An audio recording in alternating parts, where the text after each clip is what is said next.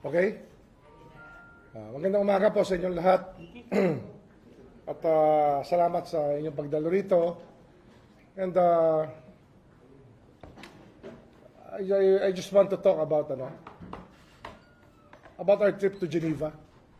Kung saan nakasama ko si Undersecretary Raul Vasquez sa pagharap sa United Nations. At doon ay nilinaw natin ang government position tungkol sa human rights issues. And we attended actually 3 conferences. The Human Rights Conference, the Conference of the High Commissioner on Refugees, and the International Conference on Civil and Political Rights. And it was a working visit to Geneva that we conducted, a very, very productive one. Kasi it was overtaken by events nung pag-uwi ko, nung Thursday ng hapon, alas 5 ng hapon, ay hindi na nakapag-usapan yung mas mahalagang issue tungkol sa ating posisyon as a government sa United Nations. So, that's the basic premise why I called this press conference. And I'd like to thank you for coming. I'm now open to questions. Sir, just a follow-up question about your participation sa UN. Sa tingin niyo po, paano dito binago yung imahe ng Pilipinas sa international community? At ano po ba yung gains ng Pilipinas through this activities na ginalawa niyo sa UN? Unang-una, there was no more resolution passed by the UN against the Philippines, unlike what happened before, which caused the UNJP, the United Nations Joint Program, to be established. Ngayon, we were able to leave the human rights meetings finished without any resolution being filed against the Philippines, which is very important. And at the same time, probably the biggest thing that we can say here is that the Philippine delegation was able to answer all the questions posed about the Philippines' human rights situation, and that we were able to enunciate clearly government policy. For example, that it is not state policy to have anybody killed, di ba? Kasi yung sinasabing EJK, hindi ko government policy yan. We clarified what government policy is all about. And well, issues on red tagging, I think I clarified that also, which are the CPP, NPA, NDF takes offense at, but it's clarified. Basically, the position of the Philippines vis-a-vis the violations on human rights was clarified, and the things that we're doing to address violations that were committed, because we cannot say that we are a perfect society. It happens, and it's just that state power should never be used. We should never abuse state power. We will not tolerate any abuse of state power, especially from the actors or human rights violations. We do not tolerate that. Sir, last from my end, na-report na po ba kay Pangulong Marcos yung mga gains natin sa... I will meet with him this afternoon to report on the gains of the Philippines on the Geneva conferences that we attended. The Department of Foreign Affairs was very happy with our performance. By the way, the issue of human rights defenders was also discussed, and I told the United Nations that nobody has the right to arrogate unto themselves the title of human rights defenders, since we are all human rights defenders here. I think that it's not an exclusive club that belongs to any political party. It is a membership of all, as long as you care about the human rights that have to be respected throughout the world and throughout the country. Sir, follow-up lang din. Meron po ba tayong mga pagbabagong gagawin coming off yung Geneva experience? Yes, marami. Sa UNJP kasi, we're working out transparent programs on law enforcement, transparent programs that will lead to having a law enforcement system that is better understood by the people, and that will not allow any transgressions. I think that that's the most important part of it, no? That we are working closely with the government. The PNP was part of the delegation. So was the Dangerous Drugs Board, the PIDEA.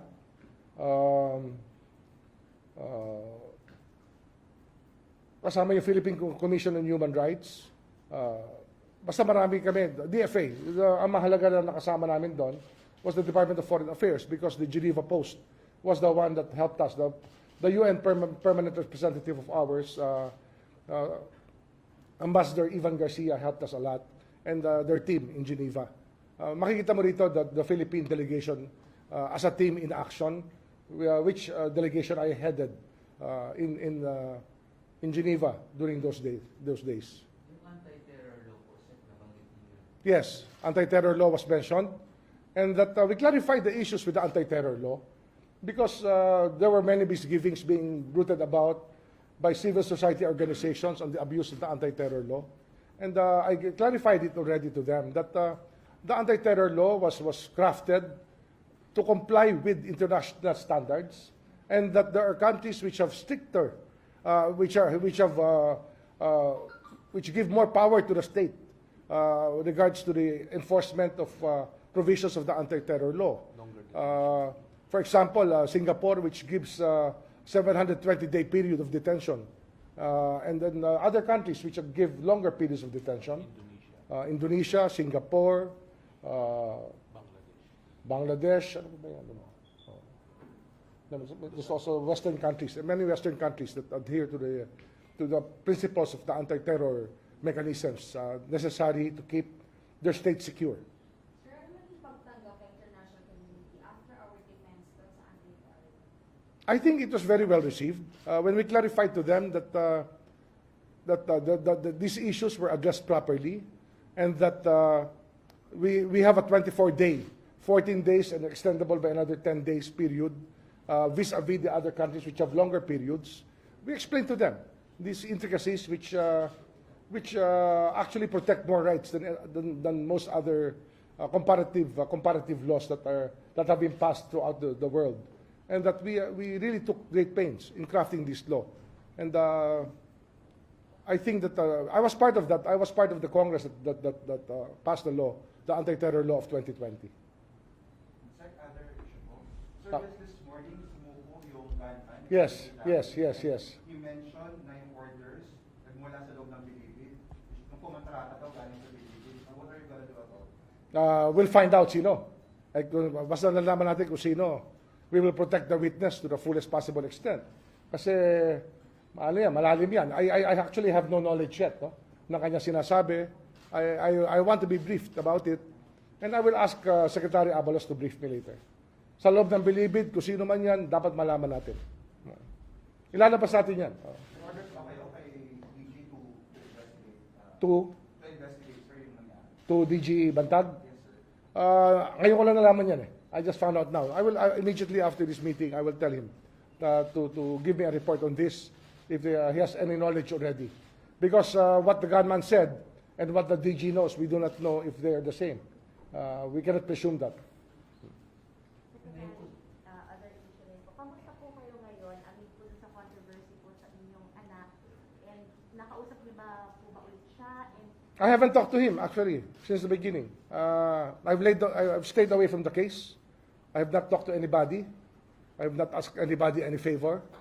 I just talked to a cousin of mine who's a lawyer who will start or has started representing him already. That's all that's everything that I have to do with the case. I have nothing else to do with the case. your reaction na po doon sa sinasabi ng ilang mga lawmakers na may special treatment daw po? No, no comment. I will not comment on that. That's something to do with the case already. I will not comment. Sir, regarding sa panawagan ng iba na mag-defend o It will not happen. I will not comment anymore on the other issues there. But it will not happen. That is not my call. I am a very honorable person when it comes to this. It's the president's call. And if I feel later on that I am not anymore effective in this position, then I will talk to the president about whatever has to be done in the future. Pero sir, nagkausap na po ba kayo ni President? Yes, the moment I arrived, I called him immediately when I landed. And I spoke to him. Ano po napag-usapan if you could share with us na po? Well, he just said that he commiserates with my plight as a parent. That's all. And he said that just go back to work because we need you. Sabi niya, we have to start working again in the local scene since you were able to do well in the international scene. We need you again in the local scene to do what has to be done. To continue what we've been doing, what we started doing to reform the justice system. Sir, di po pa kayo amitado sa maraming call po na No, no comment. Pero I think I'm calm enough to face anybody about any issue. And if I cannot be baited into to discussing things which do not need discussing from me, because since I have said I've recused myself from the very beginning. Sir, may bala kung bisitahan yung alam nyo sa... No comment on that. sir, isa na lang po follow-up. Paano niyo consider, sir, case closed na may first lapid, considering the... We have to know. The charges have to be filed. The conviction has to ensue. And if it's going to be a plea of guilty, it has to be vetted properly. The testimony has to come out so that there will be a basis for the police to act on this matter later on. Because that definitely a gunman is not the whole crime itself. It has to be vetted as a whole conspiracy probably. No gunman will be there without a conspiracy.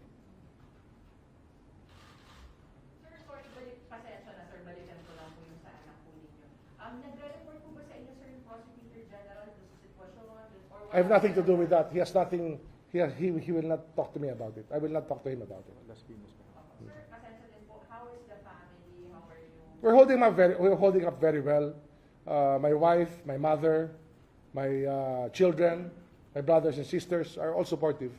And I'd like to thank those people who have sent me statements of support on text, Viber text, and all messaging platforms. No? I appreciate the statements of support. Secretary, kamusta rin po yung suporta ng mga taga-DOJ mismo sa inyo? I appreciate the support given to me by the DOJ and the fact that when this thing happened, people were worried, and we just said, we just go back to work because this will not change the flow of work that we have to do. Because the deadline, as I said yesterday in the flag raising, the deadline for things we have to do in the DOJ is yesterday. We have to really rush to work and finish these reforms that have to be laid out to make our justice system better. Prosecution system, correction system, investigative system, our system for pardon and parole, parole and probation, all of these matters that have to be threshed out. Our land registration, our immigration, things that the DOJ is on top of and has to be on top of to be able to guide these agencies, which actually affect our quality of life as a country. Sir, update po dun sa deportation, mga illegal workers. The first deportations will happen October 19. I have been briefed by the Immigration Commissioner. 5 or 6 of them will be deported. Self-deportation muna to, that they're paying for. There are 400 more in custody which are being scheduled. China is validating the identities of the persons to be deported if they're really their nationals, if they're overstaying. The BI has already canceled visas of many of those who are working at the illegal POGO outlets. So work is ongoing right now. Sir, pag-ibalikan ko lang po yung sa kaso natin. Definitely hindi po kayo magre-resign sa mga panawagang delikadesa daw. No comment. Basta I know myself. I know. It's not only me on trial here. It's my son on trial. It's the country in trial in some ways. But it's par for the course. It happens. And no more comment on that. Sir, dadaan talaga po sa DOJ yung kaso ng anak No. ko. That's the only question that was asked me by the lawyers, no, who I talked to. And sabi ko, if there is a resolution, do not let it reach the DOJ. Let it be discussed in court, whatever the case may be. Pero sir, paano yung magiging petition for review? Hindi na dadaan sa Secretary? If it's it's an adverse case against my son, it will not be appealed here. It will go straight to the courts for trial. Balikan ko lang yung kay Percy Lapid. Pasensya ko. Mm. Sir, yun nga po, allegedly galing sa loob yung ulo. Yes, yes. Na ipapatay siya. Ito po palagi kung naririnig na rin yung galing sa loob ng bilibid.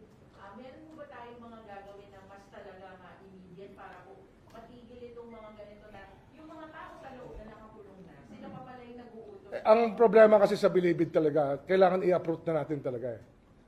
Why? Kasi generations and generations of people under the guards of bilibid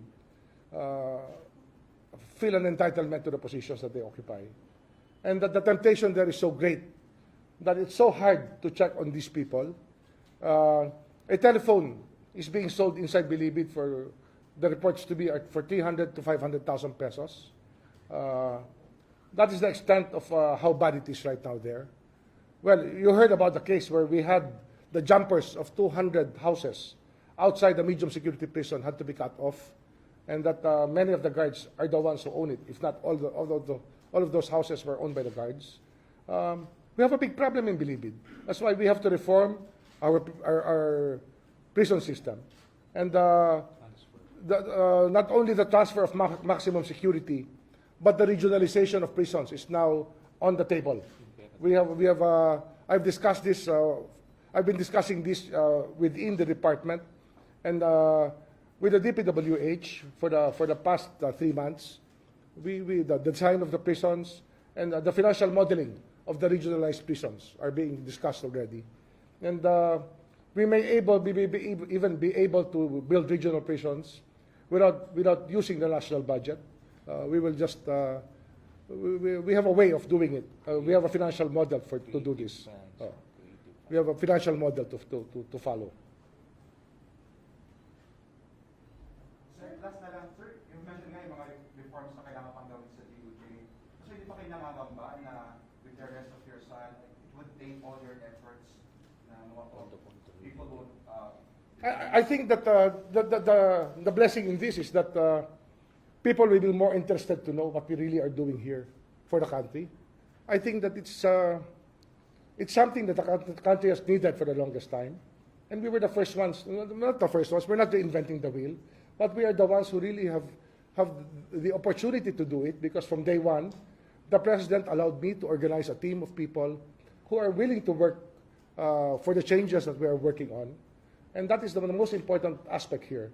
Because without a team that you trust, without a team that you believe in, it's very hard to delegate work. And I believe that the people that I brought with me here, and the people I selected to work on the higher levels, to supervise the lower levels, have been very effective.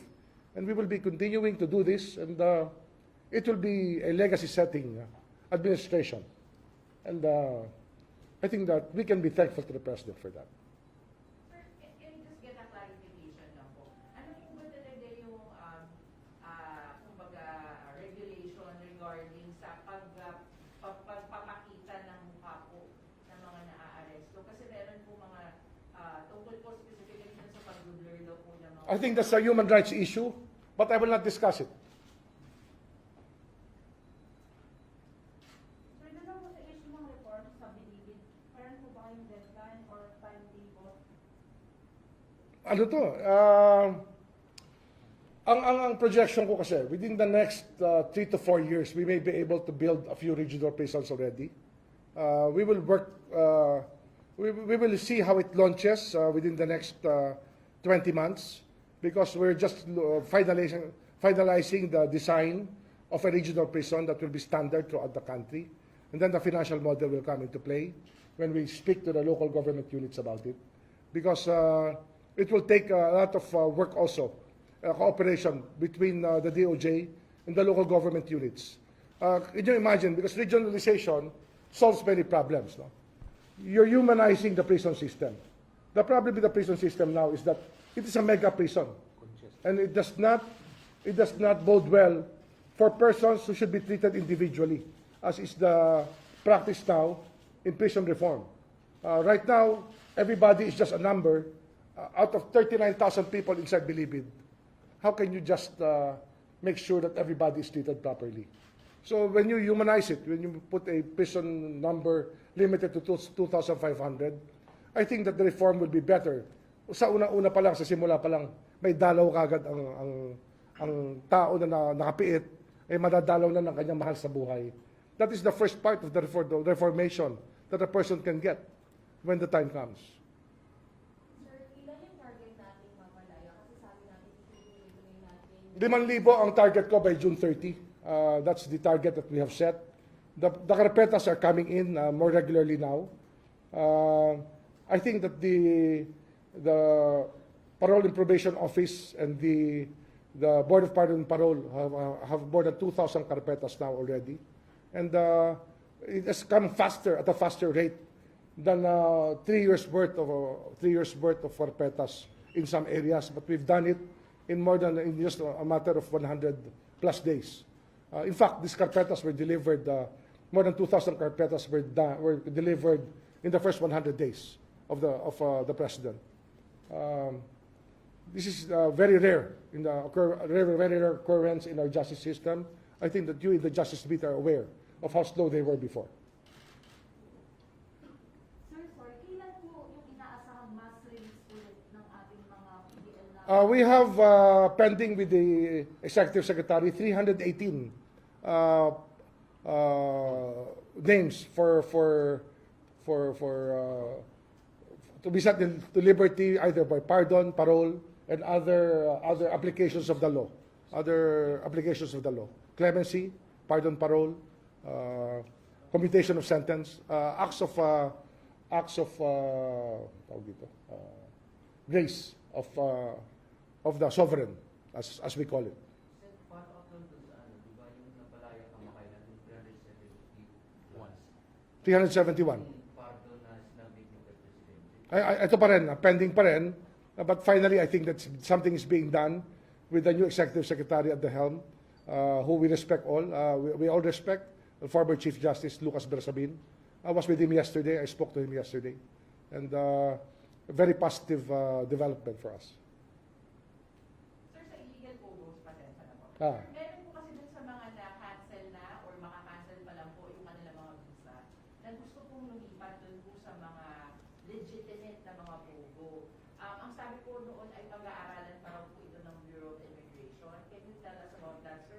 We will look at the recommendation of the Bureau of Immigration because somebody in the Bureau has already recommended to me the start of probably a process of amnesty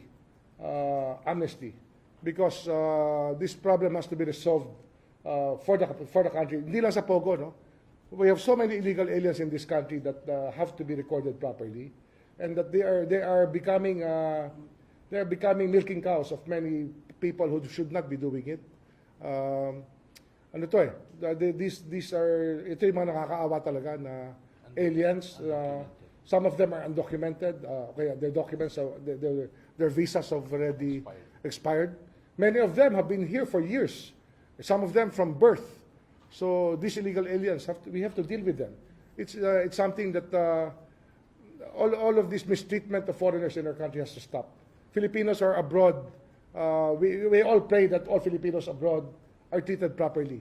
So the foreigners in the Philippines should be accorded to the same humane treatment. Sir, si Senator Gatchalian, meron din po siyang mention na nakakarating po sa kanya mga reports na ito nga po mga illegal Congo workers ay napipilitan na raw po, nanunuhol na raw para raw po sila ay makapanatili sa bansa. Do you have reports on that, sir? That's why sometimes you have to consider all of these suggestions for us. The system was very bad before. If you can imagine that many of these documents were bribe documents. No? A lot of money was exchanged hands when many of these visas were given before. Let's face it, let's call a spade. But nagista na natin to rito. Inabutan ko na yan. So what do we do under the circumstances? So we have to look at this from a practical standpoint, as well as, of course, a national standpoint. If there is a national security standpoint, we will speak to the military about it. But we will not ignore any of the important facets of having illegal aliens in our country. But the more important thing, of course, is the fact that there is also international humanitarian law, and you have to be you have to be compassionate. After all, what is the DOJ for but to serve compassionate justice? I think that is the very aim here that the president has mentioned to me in the past. No? That it has to be the iron hand with a velvet glove. So we have to be compassionate in our ways, in our thinking. That is the way that society becomes very, very civilized when and disciplined also at the same time.